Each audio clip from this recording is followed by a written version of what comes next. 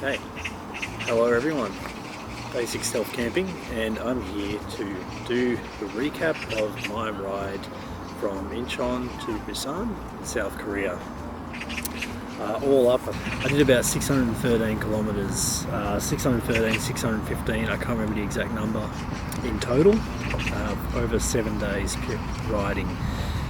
It's a trip that I've been planning for well over a year, and I was so excited to get started. But I'm going to run down my experience in this ride. It might be a little bit different to a lot of other videos you see on this particular route. Usually they'll give you some nice lovely footage. I'm splicing some footage in. I didn't take a lot. I had a lot less than I thought I was going to take. Reasons for that I'll get into as we get through this video. So let's start with a basic breakdown on day one. So day one went from Incheon to Yangsu, did about 90 kilometers, stayed at a motel that night, 283 meters elevation over the day, and about 5 hours riding time. Despite it being a relatively short day, it was actually one of the harder days I had on the ride. Not so much because of the difficulty of the ride itself, it was actually pretty easy.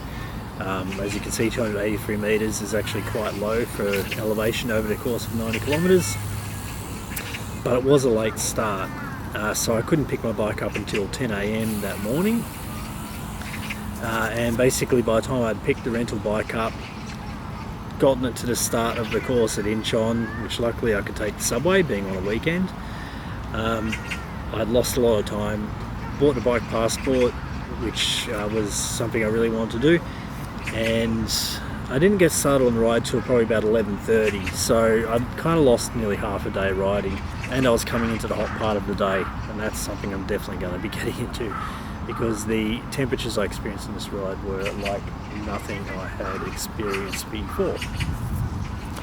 So after we picked up the bike, got the train, got the bike passport, you start the ride off in Incheon, and you're riding on the Aro bike path for about 20 odd kilometres. On the road, got my bike passport, first stamp sorted, and I'm officially on the cross-country bike path. So it's got a 20 kilometre section along the Aro Sea Lock channel.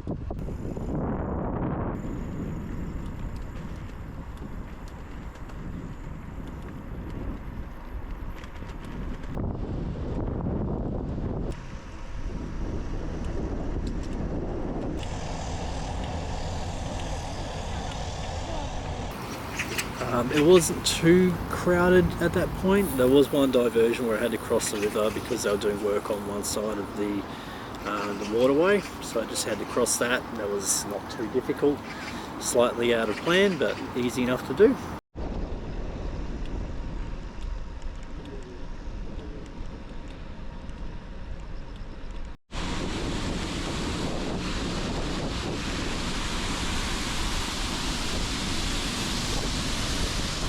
That feels great.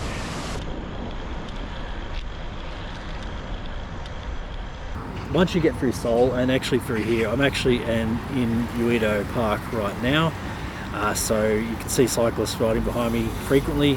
I was actually on this very path 2 weeks ago, so I would have passed through here.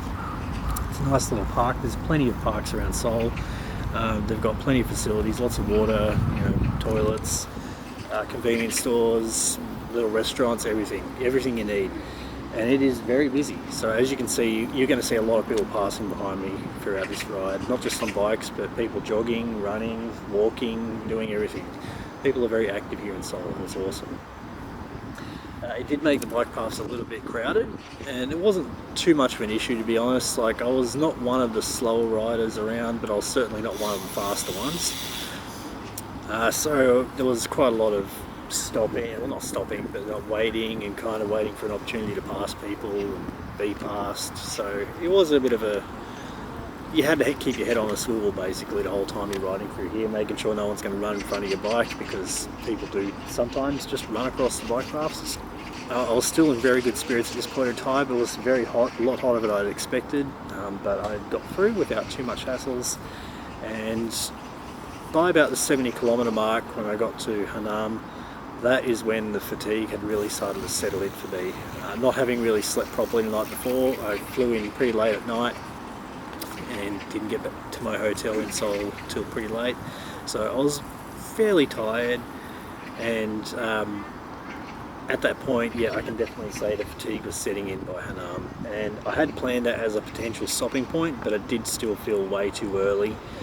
And it would have put a lot of pressure on the rest of the ride, and knowing now what I didn't know at that point in time, I'm glad I pushed on.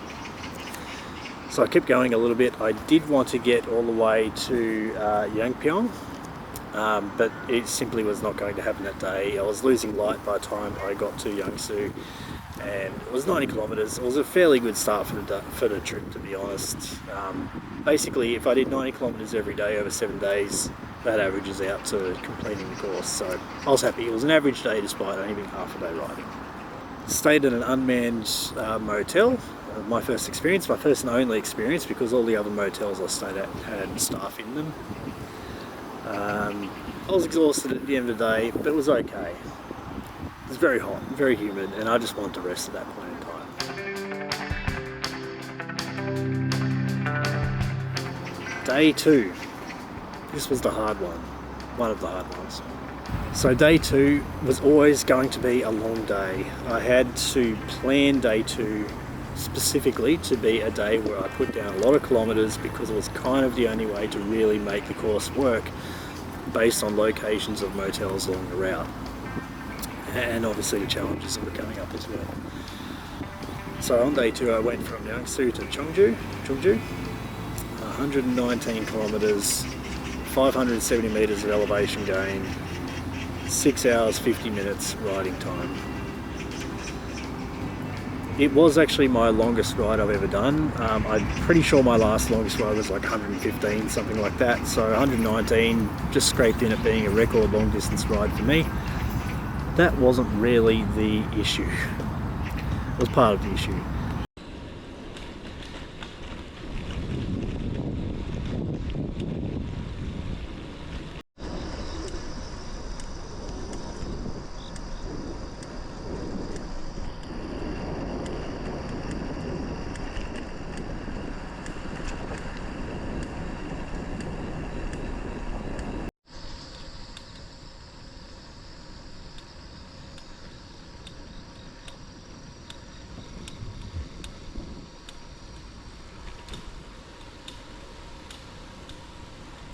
It was one of the hottest days I've ridden a bike in my life. The heat was just extreme. I think the temperature read like 33 or 34 degrees Celsius, but feels like 38. And it absolutely felt like that. It probably felt like close to 40 degrees, to be honest. And it wasn't just the heat, it was the humidity. I was losing a lot of moisture to sweat, and maintain my liquids and fluids. Every time I got a chance to fill up, I would take it. I would refill my bottles. I was slowly accumulating extra bottles, as well as I'd stop and buy more Powerades and things like that. So by the end of the ride I had like 4.5, actually no, I think I had nearly 6 litres of fluids on me at one point. I started to get paranoid about it, especially as the ride got a little bit further in. But on that first day, kept the fluids up. One thing I didn't do, and I really should have done, and I wish I had done, obviously in hindsight, was keep my protein and energy intake up. That is where I fucked up. Basically, at about 2 or 3 o'clock in the afternoon, at the highest point of the heat for the day, I'd done about 90 kilometers, I think, at that point, maybe even close to 100, I can't remember. And I bombed. I ran out of energy completely. I was running low on water. Like I had I think 2 bottles left, 2 600ml bottles, so I wasn't like empty, but I was running low. What I really wanted to do was douse myself in water. So I was looking for a bathroom, a toilet, anything along the way that I could use to basically get some water, simply to splash on me and cool my body temperature down, because my core heat had risen quite significantly at that point in time. And essentially I suffered from what I suspect was heat stroke or sunstroke. I remember coming across a looks like some sort of bathroom facility. It might have belonged to a campsite, but it had a big row of taps. I was riding past and I was like, you know, that little tune played in my head, hallelujah, that little song. I saw that and I thought, oh, that is just perfect timing. That's exactly what I need right now. I get there and nothing came out of the taps. No water came out. It's all right. There was a building behind there with what looked like a toilet facility. It was locked. So I was at this place, no water, or no extra water to refill my bottles and to cool myself down. I found a spot in the shade and I just collapsed. I lay down, I took my shirt off, and I just tried my best to cool down, and it was not easy. I was probably there for close to an hour, 45 minutes maybe, just attempting to cool myself down. And because the temperature was so high and the humidity was so high, the other factor that really hit hard was the fact that there was absolutely no breeze. There was no wind, no breeze, unlike today, which is actually nice and sort of pleasant and a light breeze. There was nothing. The air was as still as, something still. It was terrible. So cooling down was near impossible without a little bit of water or without a little bit of breeze. At least I had some shade there. So I had to spend a long time there just to try to regulate my temperature. It took a while, but eventually I had to get back on the bike, knowing that I couldn't just stay there for the night. I checked the maps, Naver Maps, which you'll use if you're in Korea. Don't bother with Google Maps. I mean, it kind of works, but it won't work for navigation, so just don't worry about it. So checked maps, and there was supposed to be a convenience store about 8 kilometers away, so I figured if I can get there, at least I can get some fresh supplies and hopefully reinvigorate myself. Turns out that wasn't actually along the route, and I must have missed it completely, so I just kept on riding and stopping and riding. And as I was coming into Chungju, there's a decision to make. If you're going to complete the full cross-country course, you're supposed to turn left when you get to Chungju and head out to Chungju Dam. It's another 8 kilometers out that way. Get your stamp at the booth at the dam and then come back into Chungju. All up, you're adding about 16 kilometers, obviously, because you've got 8 there and back. I didn't have it in me that day to do it. I simply could not do it, and I had to make the hard decision to decide that I was not going to technically complete the cross-country course by going all the way out to Chungju Dam and back. Whilst I did consider doing it in the morning as a follow-up, I also decided later that morning, the following morning, to forget about it. Finishing Incheon to Busan is enough. I don't need to get every single stamp along the way. So, I headed into Chungju. I was on the verge of exhaustion, and I'm not even exaggerating. Like, I was kind of at the point where I was about to collapse. Like, seriously, at that point, I had nothing in my tank at all. Nothing. Fortunately, there's a lot of motels to choose from in Chungju. I found one that looked nice enough. Like, it was relatively close to where I needed to get to anyway, and the guy at the desk was actually really friendly, really helpful. And I do remember, even though I was just so out of energy and not thinking straight at all, and I did ask the guy if I could bring my bike up to my room, and he said that was okay. And I looked at the elevator, and I was like, I can't get my bike into the elevator here. And I was about to start carrying it up the stairs, and the guy was like, oh, no. Basically, there was no English communication here. We're just sort of, you learn how to communicate even without words. Humans are really good at that. But what he was basically trying to say is take your bags off the bike and then put your bike upright so you can put it in the elevator, and that was very good advice. I wish I did that the previous night, because I carried my bike up the stairs and that was not good for my exhausted state. So got into the hotel room, and here's my number 2 tip for Korea in motels. This is something I didn't know this night, and I didn't know until the following night, when I found out. I got to my hotel room and I couldn't work the damn air conditioner. It was hot as hell in the room. The panel on the wall said it was like 28 in the room. So being inside after that ride and 28 degrees, no fan, still air in the room, it might as well have just been a sauna at that point. could not get the air conditioner work no matter what I did. I was pressing all the buttons going, it says on, why is it not working? I couldn't figure it out for the life of me. It wasn't one of those things where, you know, some hotels you got to put the card in the door and that gives you power to the room. It wasn't that. It just simply was not working and I couldn't figure it out for the life of me. So my number 2 tip for Korea in motels is air conditioners are controlled, get this, by the TV remote. I didn't know this at the time. Down the bottom of the TV remote there'll be another little section of on buttons and a few little buttons down there.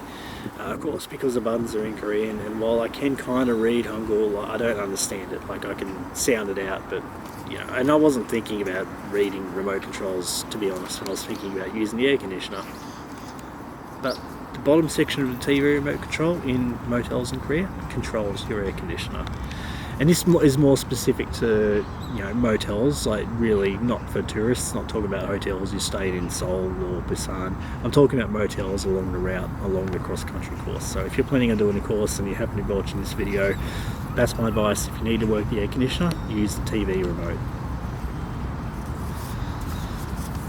So yeah, that was a shocking day. After I got to Cheongju, stayed at a hotel, I'm going to be honest, thoughts of quitting crossed my mind. I thought, what the hell have I got myself into? I haven't even done the hard, big climbs yet. I don't have the ability to do this ride. All that was sitting in my mind at that point in time, and I thought, what's the point of even going on at this point? So I just finished day 2 on the ride. I didn't get a lot of footage, especially the later half of the day. To be honest, it nearly, it did me in. I completely bonked. I was about 90 k's in, 95 k's in. Just had nothing left in the tank, like, at all.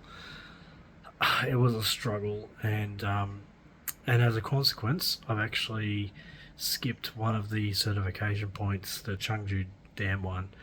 Cheongju Dam. I skipped that just because I just didn't have the energy to make it. I struggled just to get here to Cheongju. I was at a pretty low point that night. But I'm a stubborn bastard. And the following morning, I said, you know what, I'm going to keep going. I had to do it, I had to give it a go, and if I quit, I would never forgive myself, so I just kept going. And I'm glad I did.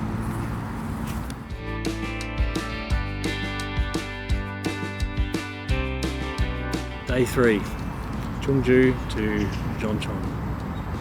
I think that's the name of the town. I was just kind of looking at the Naver maps, and I think there was a station name, train station name that there where I stayed, so Jeoncheon. It was somewhere near in the whole Mungyong area. So on day 3 I did 81 kilometres, so a relatively short day distance wise, 720 metres of elevation over 5 hours 15 riding. It was a big day, and despite the absolute soul-crushing mood of the previous day, it started out really well on day 3. I was immediately put into a good mood by the amazing scenery that I was experiencing. The ride through up to Seoul was just absolutely stunning as you're coming through mountainous region. It was just such a change from the last 2 days that it just really boosted my mood hugely.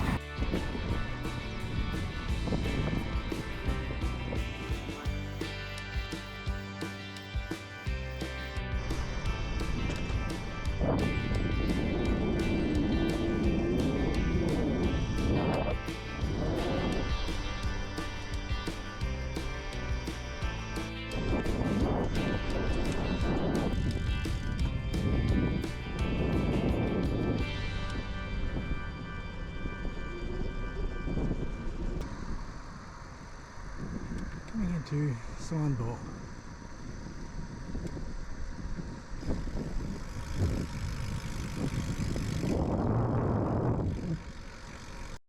Okay, I'm just about to head up the first real big climb of the ride. It's been a few that have kind of kicked my butt, but really they're small in the grand scheme of things. This one here, first one of 2 today. It's 120 25 meters vertical according to the GPS. I don't know how accurate that is. Hasn't been very accurate so far, to be honest. And it's about 2 kilometers. Then a bit of a rest. Then another one, which is going to be about twice the height. So I'm just chilling for a second, hydrating, have something to eat, and then let's get going.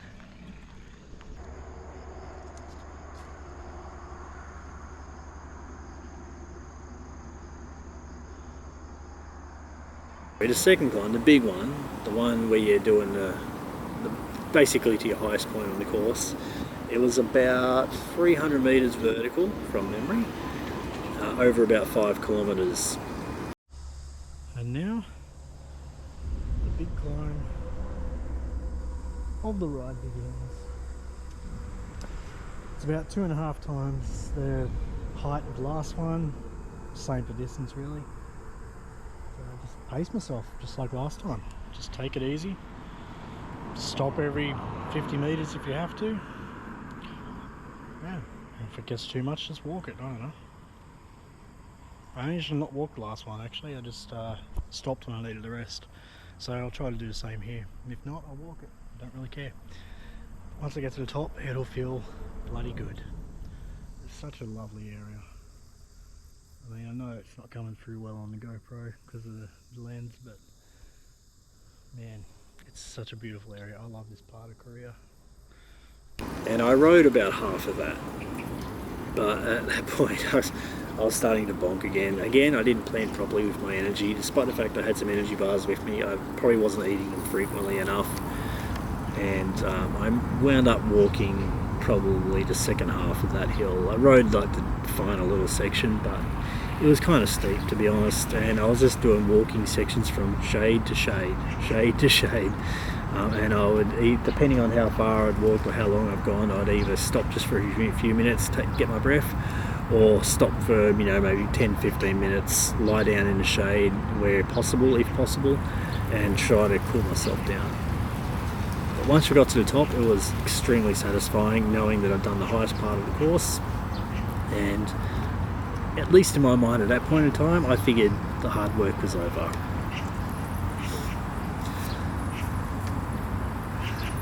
It was another hot day. Once you get to the top, there was a little hose that was like constantly running up the top there, filling up a bowl of water, which was great because I could fill my water bottles up. I could use the bowls to cover myself in water and absolutely really cool down. And there's a cafe up there too, so you can stock up on supplies and have something for lunch. After you get to the top, when you've recovered, now it's the fun part, downhill. Now you're going to be doing about, I think it's 6 or 7 kilometers straight downhill. Like I'm talking, not just on an incline, you're going down, really down. You'll be riding along, you don't have to pedal the whole way if you don't want to. You can just cruise 6 or 7 Ks, free energy. Well, you already paid for it at that point, haven't you? And just roll downhill, and it was fun. After that climb, it was so bloody fun to just roll downhill, not use any energy, and just let gravity do all the work. And even after then, for the most part, you're kind of rolling on a general down incline, a very slight one, so you're not putting a whole lot of effort into doing your riding. If you're going for the stamps, the only one that I found a little bit difficult to locate was probably the Incheon stamp. So it's actually off the road. So you're riding along the road down this part. This is a little bit after the big downhill, and you're going to come through this little town. Now, to the right, there's kind of like a little parking area, a small little local park. The phone booth with the photo stamp, with the passport stamp, is actually up in that park. So it's easy to miss if you don't see it from the road.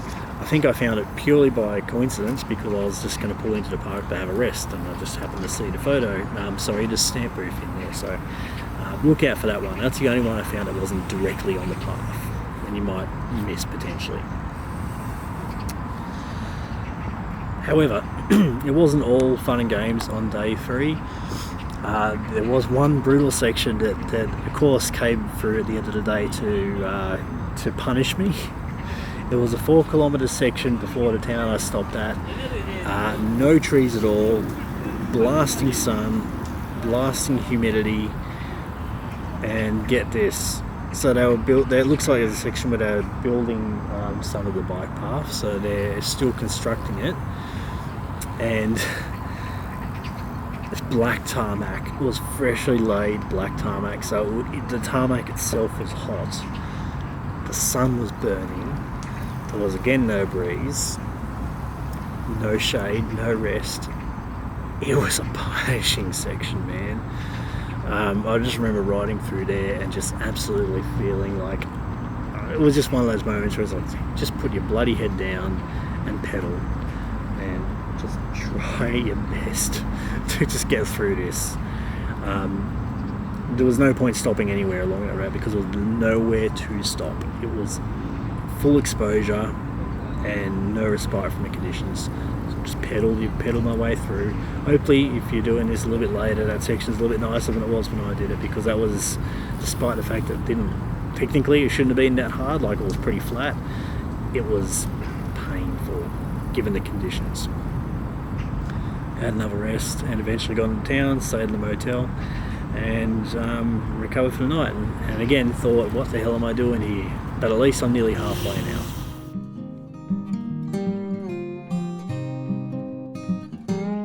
Day 4, Chom Chom to Chilgok. So day 4 was a much better day in terms of the physical and mental challenges of the ride that I've experienced so far.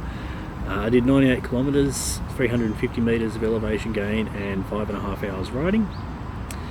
It was a pretty easy day. It's a nice little area. It's like totally abandoned and closed down, or not operating at the moment. Nice statue over there. And a past grave of the loyal cow before. I didn't stop, but I guess I'm going to Google that when I get to my hotel tonight.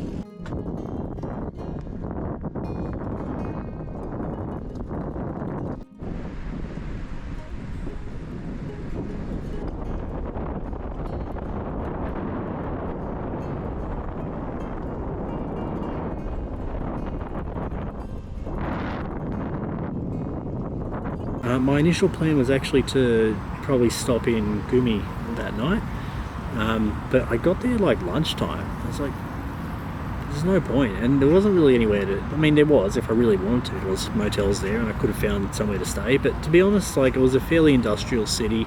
You see this huge LG, you know, the electronics manufacturer, huge manufacturing facility you can see on the other side of the river.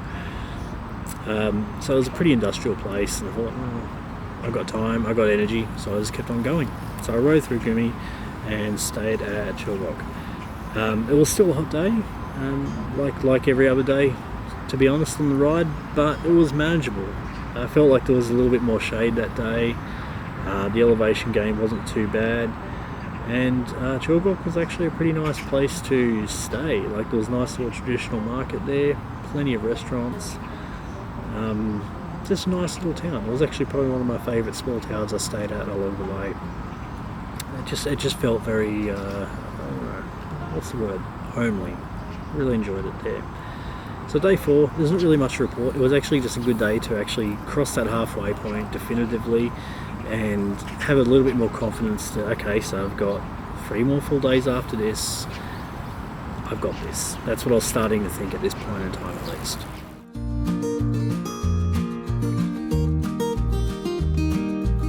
Day 5 I did 88 kilometres, so another average length day, 316 metres elevation gain, which was incredibly deceptive, and 5 hours on the saddle, just over 5 hours. So at this point I think the ride has a different sort of challenge setting in. It's not so much that you are...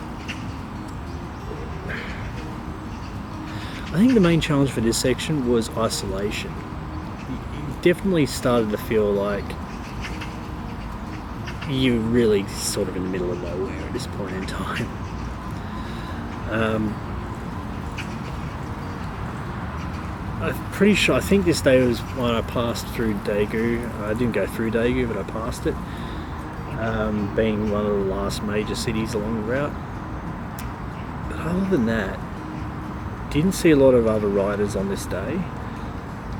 There were some pretty remote stretches without any services, so you're going a long while without any possible way to top up your supplies, your water, food, go to the bathroom if you need to. So it does have a bit of a remote feel to it, and you're going through a lot of sort of countryside areas.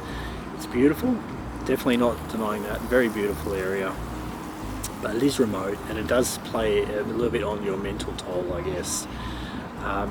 That being said, navigationally it was actually not too difficult. Like I found that after you got through past and like the Andong Dam area, which I think was yesterday on day 4, once you get past there, I found navigation to be much easier. I know it sounds weird, I thought it would be the other way around, where it would actually get harder the further south you went, but I found the signage to be better along the river.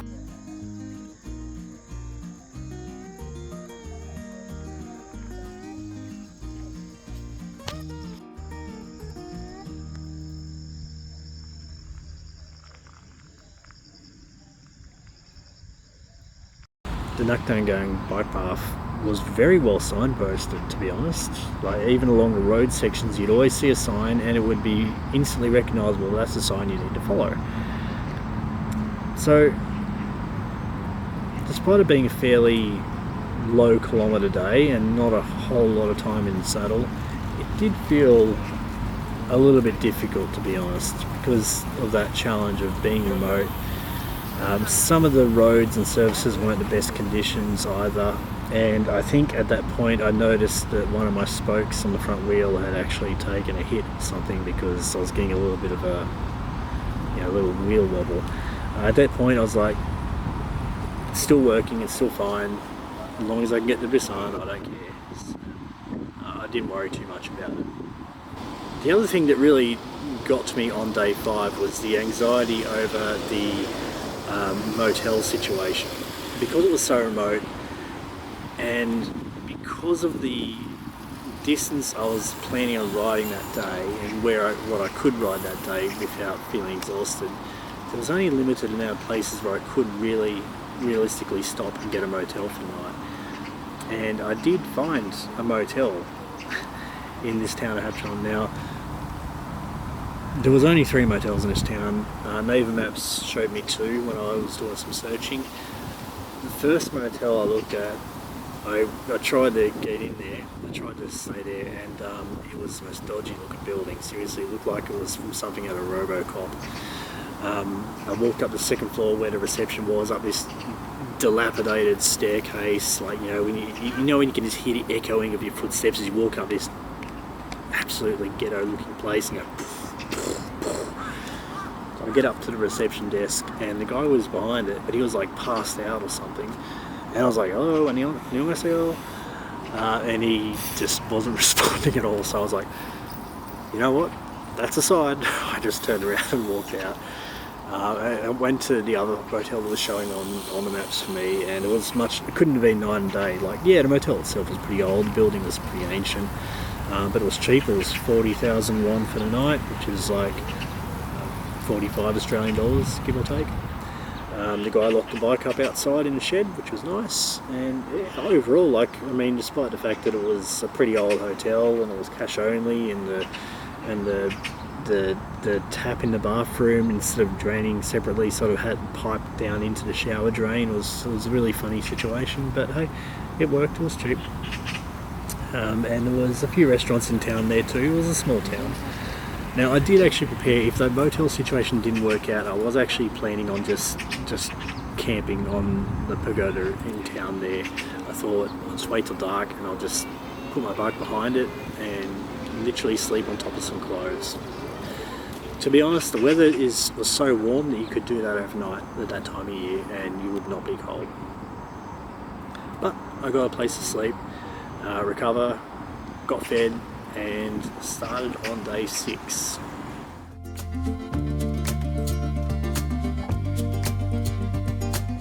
"89 kilometers, 375 meters elevation gain, 4 hours 57 in the saddle." Day 6 was possibly one of the hardest days in the ride for me, physically. Up there with the day 2 where I had that heat stroke episode. So on day 6, it wasn't a long day again. I mean, 89 kilometers, 4 hours 57 in the saddle. Now that sounds low, doesn't it? But I was still riding all day. I spent a lot of time resting on day 6. It was possibly the hottest day, I think, of the ride. Didn't check the temperature, but it absolutely felt like the hottest day. Again, it had that remote feeling that we had on those previous days. So kind of not a lot of civilization for the most part. You're just riding through farming areas. Some insanely, deceptively steep hills along the way, which took out some of my energy nice and early in the day.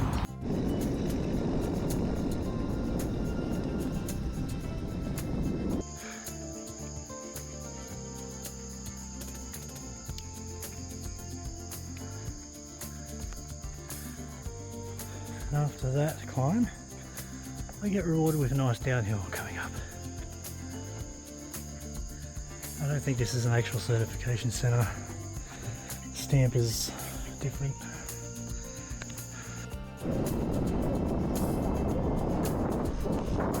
Well, I just finished final two marked climbs on the ride.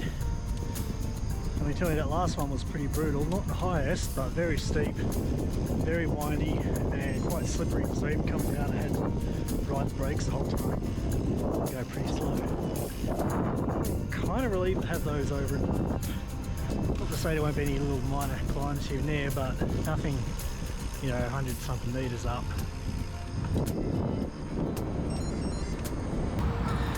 But got over them early in the morning at least, so at least most of the hills were done, and there was a fair bit of up and down after then.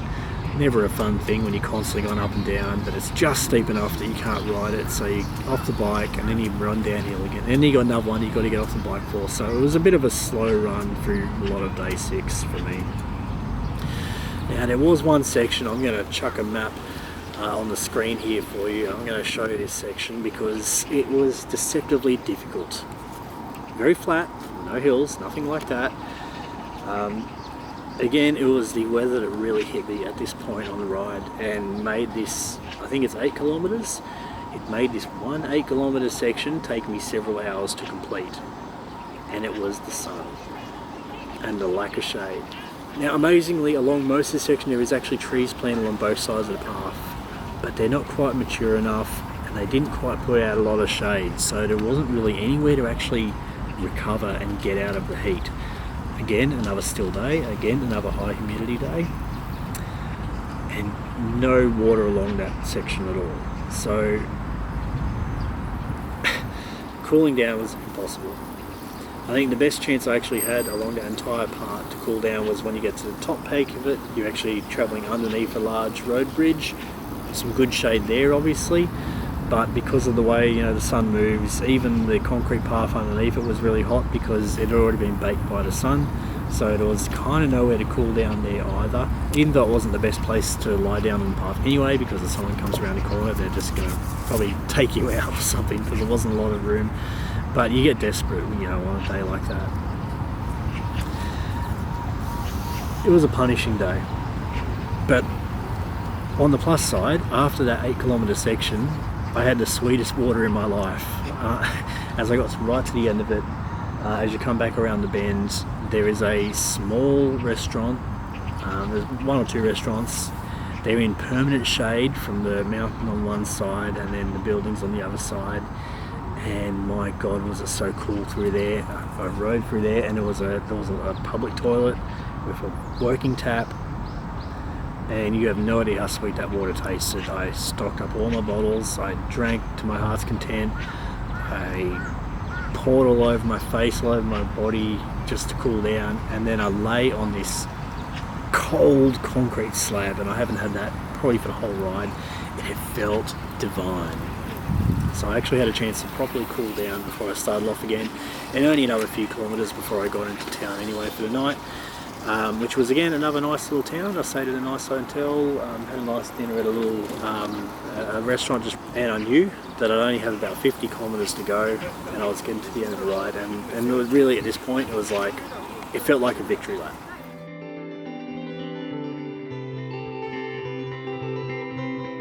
On this day I rode 49 kilometres, 95 metres of elevation gain, the lowest of the trip so far.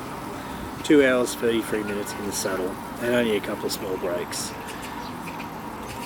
Like I just mentioned, this really did feel like the victory lap. It was a physically easy ride, not really much up and down at all. It's fairly flat and straight. And again, you start to notice a lot more cyclists along the route. Obviously people day riding out of Busan, so I passed a lot more cyclists on this day, very similar to like when I was riding in Seoul. And obviously my spirits were really high now. I was riding in the morning, so didn't have to deal with the heat even. I finished at about, I think, 10 o'clock in the morning or 10:30, something like that, pretty early. And you have no idea the relief I felt when I saw that arch.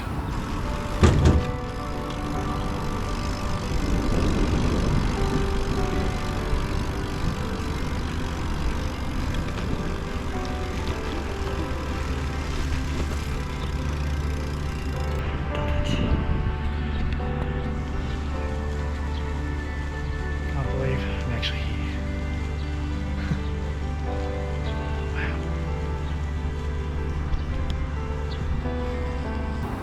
Came under it, took my last stamp in the booth, and was just like, I've completed it.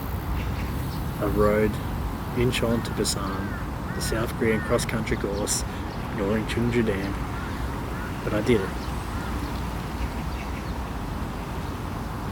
And as much as 2 weeks previous to that I was probably fully expecting to be able to do it and not really struggle physically, knowing that the last few days had been, or the last week basically had been a physical and mental struggle for me just to figure out how to make this happen, the feeling of actually completing it was just so good. It's probably the hardest thing I've done physically in my life, and I'm happy to say that that was my first real, week-long bike touring experience, and I did it. So, yeah. So I want to give my thank yous, shout outs and all that stuff. First, I want to give a very, very big thank you to the YouTube channel Lost and Found. If you are researching the cross-country course, please, you can ignore every other video, you can ignore this video, you can ignore every video on the internet, but please go to Lost and Found's channel. They have pretty much every course in Korea very detailed done. They've done videos on every course within Korea, including the cross-country course, which is where I got most of my research from. I just took research from a lot of places, but honestly I was using Lost and Found as my primary source of information. Not only are they incredibly informative, they put together some amazing visuals of their rides, and frankly they are just some of the most genuine, helpful YouTubers you will ever see, you will ever come across. Thank you so much for answering all my annoying, silly questions, because I know I sent you guys a whole lot, but you always answered, like, really detailed answers. So thank you so much. I can't thank you enough. You've been so supportive of me as well, like saying, oh, how long till your trip, how are you going? So thank you so much, guys. Lost and Found, check them out. Please subscribe to them. Even if you're not into cycling, if you're just interested in Korea, please go to their channel. They've got a lot of really great little nice niche sort of tourist videos where they'll take random subway stops in Seoul, explore random neighborhoods. It's just so good to watch. So please check their channel out. Thank you again, Lost and Found. You guys have just been an absolute lifesaver for me, for resources and assistance and help on this trip. So I appreciate it more than you guys could possibly know. Thank you. And of course, I want to thank every single one of you guys that have supported me along the years and given me encouragement to get this ride done and this trip done. So thank you so much. I can't put into words like the support that this community has given. And even though my content has been pretty light lately, and I don't know what the future holds either, to be honest, in terms of how frequently or how often I can get something out, but you guys have still been watching and commenting and all that, so thank you so much, guys. I appreciate it with all my heart, I really do. So after the ride finished just over a week ago, I had a few days in Busan, and I've been in Seoul now for nearly 5 days, and I'll be leaving South Korea on Tuesday. Today's Sunday. So my time is coming to an end. I've enjoyed my time here. I actually love this country. Like, it's been such a great place to visit. People have been so friendly and helpful, and really genuinely friendly as well. It's not like sort of fake hospitality friendly. Like, people are just nice here, really nice. So yeah, my time is coming to an end. So I've just been seeing a few things, doing touristy stuff as well. I did a DMZ tour yesterday, which I 100% recommend, especially if you're into history and things like that. For me, that was something that I really wanted to see, and the Korean War Museum as well is also a really good place to go if you're interested in that stuff. Today, I don't know what the plans are. I've actually got a bit of a quiet day. I might have a video or two up in addition to this one. I'm going to put probably a drone show video up if that turned out alright. Other than that, thank you so much, guys. I'm going to enjoy the rest of my holiday, and thank you again for watching, putting up with my silly little rants, and I just want to make it very clear, even if this does sound like I'm doing a lot of complaining in this video, it's not meant to be a negative video. I'm just trying to document my experiences of the South Korean cross-country course, which was a challenge for me. Alright, thanks guys, that's all I've got. Take it easy, and I'll see you next time.